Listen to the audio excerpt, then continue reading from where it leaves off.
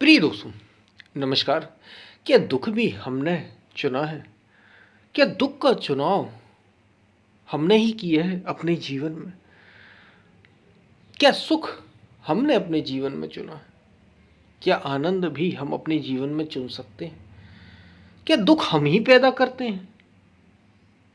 बड़ा कीमती वीडियो है। हर किसी को ये ज़रूर सुनना भी चाहिए और समझना भी चाहिए, क्योंकि दुखों से ही तो सभी परेशान हैं। तो ये वीडियो बड़ा काम का है, ज़रूर सुनें। उससे पहले अगर आप चैनल पर नए हो तो सब्सक्राइब भी करें। वीडियो को पूरा सुनेंगे तो आप ठीक ठीक समझेंगे ज़रूर। पसंद आए तो शेयर ज़रूर करना, जहाँ भी आप शेयर कर सकते हो। जैसे बात आप तक पहुँची वैसे ही औरों तक पहुँच सके, इसलिए शेयर ज़रूर करें, क्योंकि हम अलग अलग चीज़ें शेयर करते हैं, तो ये भी शेयर करें। शायद किसी के जीवन में बदलाव हो सके। और अब आप चैनल के मेंबर भी बन सकते हैं, ज्वाइन भी कर सकते हैं, तो आध्यात्म को और गहरे ढंग से समझ सकेंगे। हम चलते हैं अपने वीडियो की तरफ। प्रिय दोस्तों, एक बड़ी सुंदर सी बात, जैसे आपको इस चैनल के माध्यम से बड़े अच्छे कोटेशन, सुविचार, ये सब मिलते रहते हैं। रोज एक विचार तो मिल ही जाता है, लगभग लगभग वही थॉट शायद काम आ जाए कभी जीवन में। जीवन के अनुभवों से ही होते हैं।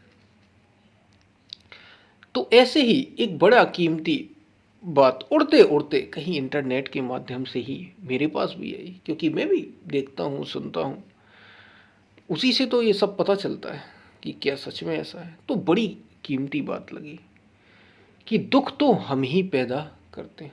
दुख का चुनाव तो हम ही दुख चुनते हैं। अस्तित्व में तो आनंद ही है। दुख का चुनाव हम ही करते हैं। बड़ी बड़ी महत्वपूर्ण बात है। क्या सच में दुख का चुनाव हम करते हैं? और जब दुख की बात आएगी तो सुख भी इसमें जुड़ जाएगा, क्योंकि सुख और दुख एक साथ है, लाभ और हानि एक साथ है, अच्छा और बुरा एक साथ है, आनंद बात एकदम दूसरी है। तो क्या दुख हम चुनते हैं? हाँ, बिल्कुल। इसका जवाब एकदम हाँ है। क्या हम दुख पैदा कर रहे हैं? पैदा कर रहे हैं, तो हाँ, हम दुख पैदा कर रहे हैं। इसको बड़ा और थोड़ा गहरे में समझिए आप। देखिए, जीवन आपको प्रारब्ध कर्म के बारे में, प्रारब्ध कर्म हमने पहले भी वीडियो में बात की, आप चैनल पर देख सकते हैं। प्रारब्ध कर्म की हमने बात की थी। एक जीवन तय है, जन्म से मृत्यु के बीच एक मनुष्य के लिए क्या होना है, उसके जीवन में क्या क्या घटना है। एक आम मनुष्य, एक साधारण मनुष्य, ये पहले से तय है, उसको प्रारब्ध कर्म कहा गया, कि उसके जीवन में जन्म से मृत्यु के बीच ये तो घटना ही है, ये तय है पहले से। और ये कैसे आया तय? ये तय कैसे हुआ? प्रकृति ने ही ये फिक्स करके दिया है। और कैसे दिया है? आपके ही अपने कर्मों से, जो आपने पहले किए थे, उसी के आधार पर ये तय करके आपको मिल गया। एक तो ये बात हो गई, यानी इस जीवन में कुछ चीज़ें फिक्स है। जो लोग कहते हैं ना फिक्स है, तो हाँ भाई, जन्म फिक्स है, मृत्यु फिक्स है, चीज़ें तयशुदा है। अब ये भी कहा जाता है कि मनुष्य अपने भाग्य का निर्माता स्वयं है। आप स्वयं अपने भाग्य को बना सकते हैं। तो क्या ये सच है? जब सब तय ही है तो क्या ये सच है? ये भी सच है, क्योंकि ये तय तो है कि कब क्या होने वाला है। ठीक है, ये जीवन में पहले से, लेकिन आप उसे बदल सकते हैं, ये आपके ऊपर। क्योंकि मनुष्य अपने कर्मों को बदल सकता है, परिवर्तन ला सकता है। जैसे बुद्ध के जीवन में भविष्यवाणियां हुई। बुद्ध के जीवन के बारे में आपने सुना होगा, शायद वो अशित मुनि थे। उनने ये भविष्यवाणी की, राजन, या तो देखिए, दो संभावनाएं बता दी, या तो ये राजा होगा और महान चक्रवर्ती सम्राट होगा, या फिर एकदम सन्यासी होगा, लक्षण सन्यासी जैसे ही। वो असित मुनि ने तो भविष्यवाणी कर ही दी थी, और खासतौर से उनने इसी पर जोर दिया था कि तेरा बच्चा सन्यासी ही होगा। और बुद्ध के जीवन में ये घटना घट भी जाती है। एक बार वे गुजर ही रहे थे, जब सन्यास उनने ग्रहण कर लिया, गुजर रहे थे, ज्योतिष विद्या का एक बड़ा जानकार, उसने ये पदचिन्ह देखे, गीली मिट्टी थी, पदचिन्ह उसने देखे। उसने कहा कि ये पदचिन्ह, उसने ज्योतिष की अपनी गणित लगाई। उसने कहा ये तो किसी चक्रवर्ती सम्राट के हैं, जिसका चारों ओर यश फैलेगा। ऐसे किसी सम्राट के ये पद चिन्ह लग रहे हैं। अब वो पद चिन्हों पर चलता गया, उसे भी देखने की लालसा थी। वो ज्योतिषी था और साथ में सन्यासी भी था। सन्यास उसने ग्रहण किया था, लेकिन ज्योतिषी भी था। ज्योतिष की विद्या उसके पास ही थी। अब वो जब पद चिन्हों पर चलता चलता पहुंचा तो एक दूर गेरुआ वस्त्र में ध्यान की मुद्रा में बैठा एक सन्यासी उसे दिखाई दिया। पहुंचा तो वो पद चिन्ह वहां खत्म हो गए। उसने देखा चेहरे पर तेज था, और चेहरे को भी उसने जब पढ़ा, बड़ा गहरा जानकार था ज्योतिष का। उसने कहा ये तो सारे लक्षण इन्हीं के, इसी पुरुष के दिख रहे हैं, लेकिन ये तो क्या गेरुआ वस्त्र में, ये तो भिखारी सन्यासी, ये क्या है, ये कैसे हो सकता है, ये तो चक्रवर्ती सम्राट के लक्षण है। लगता है मेरी ज्योतिष विद्या ही गलत हो गई। वैसे भुनभुना रहा था वो, अपने मन ही मन में बातें कर रहा था। और उसने कहा कि ये सन्यासी आंखें खोलो, ये तुम्हारे लक्षण तो पूरे सम्राट जैसे हैं, लेकिन तुम तो यहाँ ध्यान की मुद्रा में एक भिखारी सन्यासी बनकर बैठे हो, साधु बन गए, बाबा बन गए। बुद्ध ने कहा कि आपने बिल्कुल ठीक कहा, आपकी विद्या गलत नहीं है, मैं सम्राट ही तो हो गया हूँ, मैं सच्चा सम्राट हो गया हूँ, पूर्ण हो गया हूँ। आपकी विद्या एकदम गलत नहीं, चक्रवर्ती ही हो गया हूँ। राजा होता तो कितने समय तक, अब तो अमर हो गया हूँ, यश कीर्ति भी चारों ओर होगी। तो ये बुद्ध ने अपने जीवन में तय कर लिया, बदल लिया। बौद्ध धर्म में धर्म चक्र प्रवर्तन भी कहा जाता है। ये आपके हाथ में है। जैसे राम के जीवन में आप देखिए कितने कष्ट आए, समस्याएं आई, सब कुछ आया, लेकिन वे सदा एक से रहे। यही तो खासियत है। ये आपके ऊपर है कि आप दुख बना रहे हैं या नहीं बना रहे। कृष्ण के जीवन में तो देखिए आप, कितना द्वंद्वों से भरा जीवन है। जन्म ही जेल में हो जिसका, और मृत्यु हो रही है एक बहेलिए के बाण से, तो सब कर्मों का प्रभाव। लेकिन वो तब भी खुश, जन्म के समय भी मस्त और अब भी मस्त, यानी अस्तित्व में आनंद ही है। दुख हम पैदा करते हैं, जीवन में दुख हम ही पैदा करते हैं। इसको बड़े और गहरे से समझने की ज़रूरत है। और ये होता कब है? दुख को हम क्योंकि मनुष्य अपने भाग्य का निर्माता है। आपको चीज़ें कैसी मिल रही, जब आप कामना ही नहीं करते चीज़ों की, जैसे आपने कोई इच्छा ही पैदा नहीं की, बस आप सहज हैं जीवन के साथ, फिर कैसे दुख होगा बताइए। जो भी परिस्थिति आ जाए, हो सकता बहुत बुरी से बुरी परिस्थिति आ जाए, तो भी आप उसमें डगमगाते नहीं, क्योंकि आपको पता है आप अलग हैं और ये दुख अलग है। आपको दुख नहीं स्पर्श कर रहा, ये तो परिस्थिति जन्य है, कर्म जन्य है। जब आप ऐसे जीने लग जाते हैं तो फिर ये कर्म आप पर प्रभाव नहीं डाल पाते, आप उससे सरलता से निकल जाते हैं, बड़ी सरलता से पार हो जाते हैं। और यही जीने की कला है।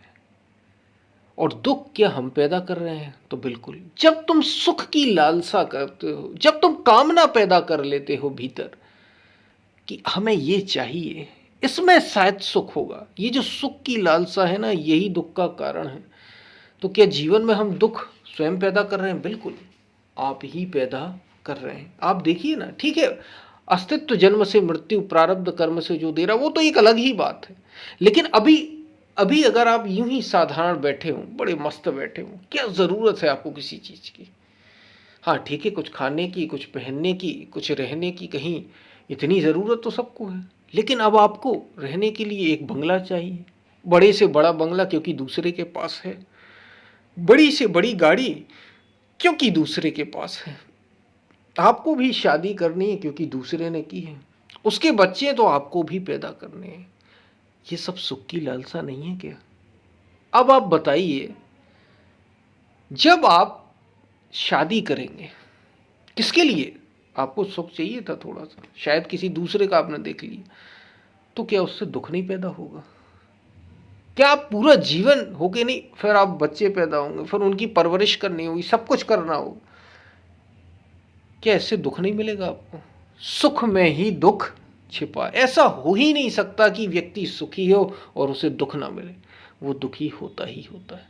सहज जो हो रहा है वो ठीक है, ना तो आप ये तय कर रहे हैं कि मुझे शादी करनी है या नहीं करना, ना आप ये तय कर रहे हैं कि मुझे साधु होना, सन्यासी होना या नहीं होना, ना आप ये तय कर रहे हैं कि मुझे नौकरी करनी, ना आप ये तय कर रहे हैं मुझे बिजनेस करना है या कुछ करना है। आप तो सहज जैसी ज़रूरतें वैसे वैसे आगे बढ़ते जा रहे हैं।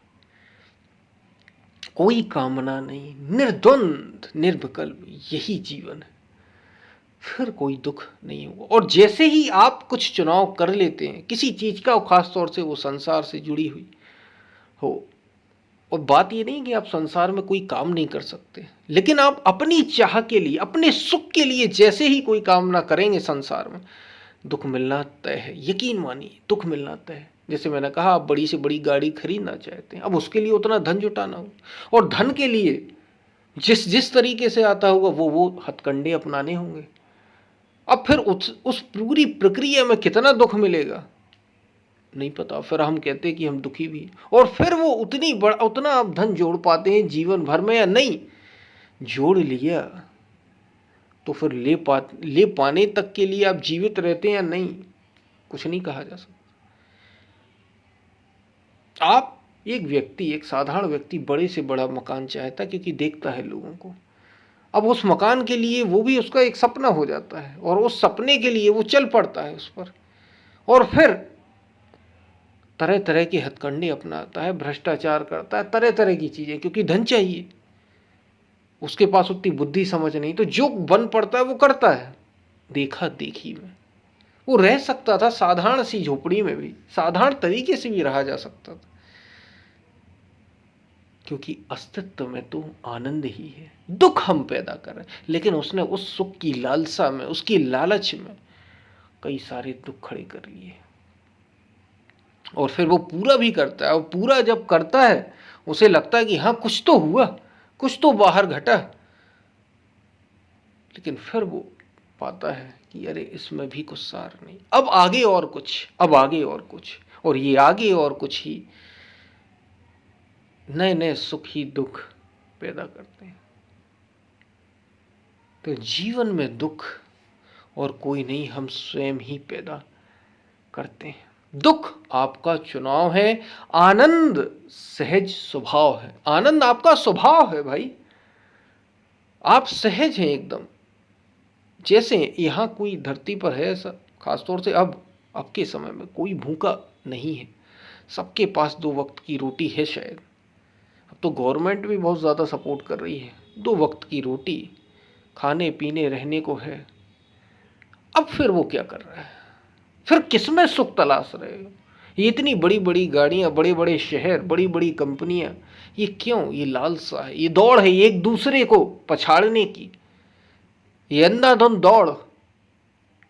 इसी ने पर्यावरण को भी नुकसान पहुंचाया, इसी ने मनुष्यों को भी नुकसान पहुंचाया, इसी ने जानवरों पशुओं को भी नुकसान पहुंचाया। लोग स्वाद के लिए क्या नहीं कर रहे, कौन कौन से पशुओं को नहीं बेच दिया लोगों ने, किन किन पशुओं को काट कर नहीं खाया जा रहा।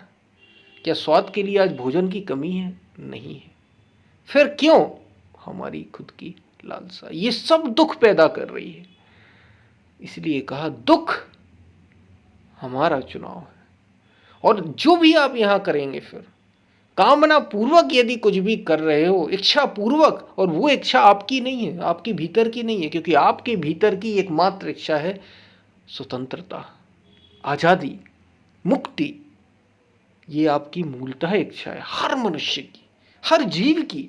एक तोते को पिंजड़े में बंद करके देखना, फड़फड़ाता है, वो भी आकाश में उड़ना चाहता है, और आपने अपनी ही कामनाओं के जाल में अपने को फंसा रखा है। इसलिए भीतर से तड़प उठती है आज़ादी की, स्वतंत्रता की, मुक्ति की, लेकिन हम उसे खोजते हैं किसी न किसी कामना में, और बड़े पिंजड़े में, और बड़े पिंजड़े में, और दुख बनता जाता है। क्योंकि पिंजड़ों में तो दुख ही मिलेगा, कामनाओं में दुख ही मिलेगा। और जब कामनाएं पूरी नहीं होंगी, भगवान श्री कृष्ण गीता में कह रहे हैं, कामात क्रोधोपि जायते क्रोधात भवति सम्मोहात् सम्मोहात् भवति स्मृति विभ्रम स्मृति विभ्रम बुद्धिनाशो बुद्धिनाशात् प्रणश्यति। कामनाओं की पूरी न होने से ही क्रोध पैदा होता है। जब जो चाह रहे थे अपने से या दूसरे से, वो अगर पूरा नहीं होगा तो क्रोध पैदा होगा, और क्रोध से होगा क्या? स्मृति भ्रम पैदा हो जाएगा। जो योग जनित बुद्धि है वो नष्ट हो जाएगी। जो आप साधन संयम स्वयं के ऊपर साधन संयम कर रहे थे, वो योग जनित ही बुद्धि नष्ट हो जाएगी। आप विवेक ही नष्ट हो जाएगा। तय नहीं कर पाएंगे क्या सही है क्या गलत, क्या नित्य है क्या अनित्य, क्या करना चाहिए क्या नहीं करना चाहिए। इसका भ्रम ही पैदा हो जाएगा।